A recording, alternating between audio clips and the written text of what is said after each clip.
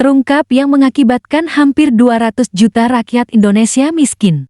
Sementara utang Indonesia hampir mencapai 11.000 triliun yang sebelumnya menjadi sesumbar Jokowi bahwa dia mempunyai 11.000 triliun di kantongnya. Jika dikumpulkan selama berkuasa, uang sejumlah itu, menurut Bitor Suryadi, tidak mungkin disimpan di bank. Uang 11.000 triliun itu ada di rumah Jokowi, bunker yang ada di rumahnya. Kata Bitor, mari kita bongkar seiring terbongkarnya skandal ijazah palsu, skripsi palsu Jokowi.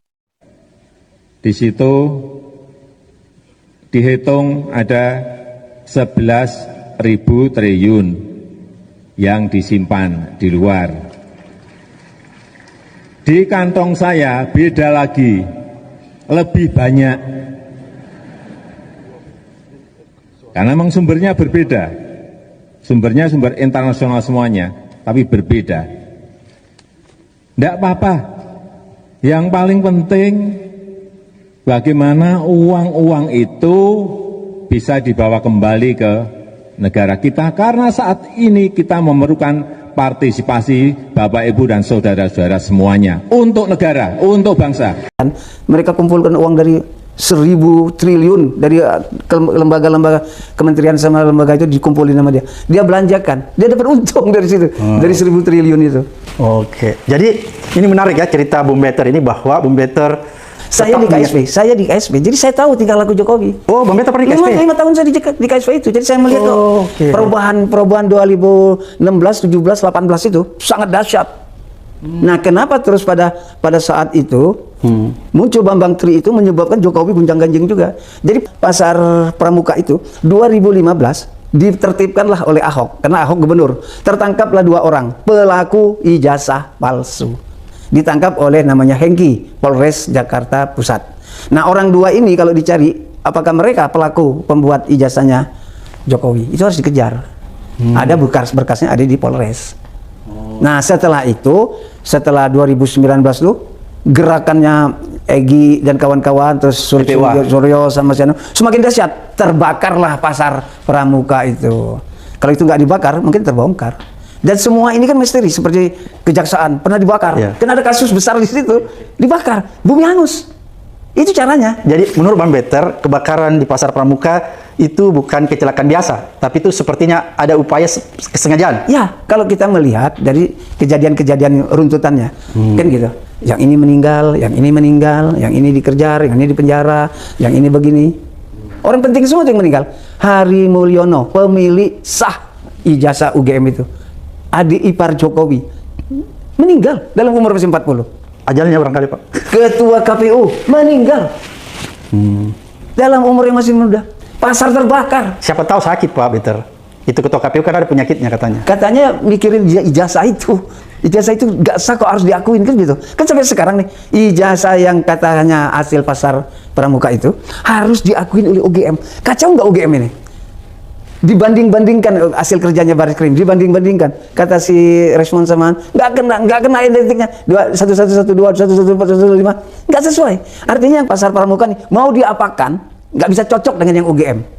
Gue dapat info juga nih ya, bahwa ada narasi keberhasilan Jokowi yang digaungkan di media massa gitu ya, dan itu nggak gratis gitu. Jadi ini berbayar. Media massa mengumumkan atau melaporkan atau memberitakan soal keberhasilan Jokowi ya, pemerintah lah ya, dan untuk itu mereka kemudian mendapatkan imbalan itu. Ini sifatnya organik, bukan kemudian menjadi advertorial gitu ya, atau iklan gitu. Kalau hukumnya kan harusnya kan itu berbentuk iklan gitu ya. Nah, itu informasi yang gue dapetin. Kalian dapat informasi yang sama juga? Betul. Bahkan ada yang media massa yang menampilkan soal wawancara-wawancara pejabat-pejabat pemerintah gitu ya.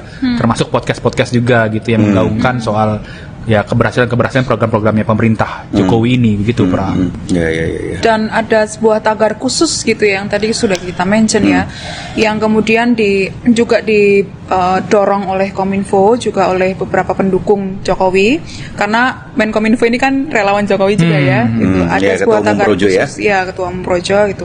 Tagarnya adalah terima kasih Jokowi, dan beberapa tagar yang menunjukkan keberhasilan Jokowi, dan engagementnya ternyata menurut analisis Drone Emprit ya, Pram, Sen.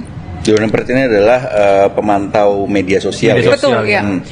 Engagementnya ternyata tinggi gitu. Jadi di berbagai platform media sosial itu engagementnya sampai 140 juta. Padahal akun-akun yang nge-boost kampanye-kampanye positif itu hanya sekitar 2.800. Banyak banget ya. Banyak Ya. ya. Hampir Mereka kalau nyerang Tempo langsung dengan begitu juga bisa ya berarti ya. Bisa.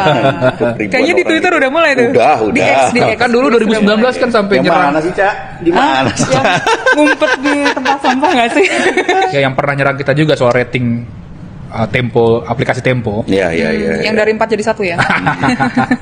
Tapi waktu itu aku biasa aja sih, nggak ada persoalan. Mau dibikin 0,0 atau minus juga silahkan aja. Gitu. Iya. Iya. Kita memberitakan ya faktanya seperti apa dan keadaan seperti itu kita jelaskan di situ kan. Ya. Ya nggak usah lama-lama lah, nggak penting lah. Buzzer juga nggak perlu ditanggepin juga sebenarnya nggak Iya. perlu. Tapi Lu kalau nggak punya rumah di Kemang kan?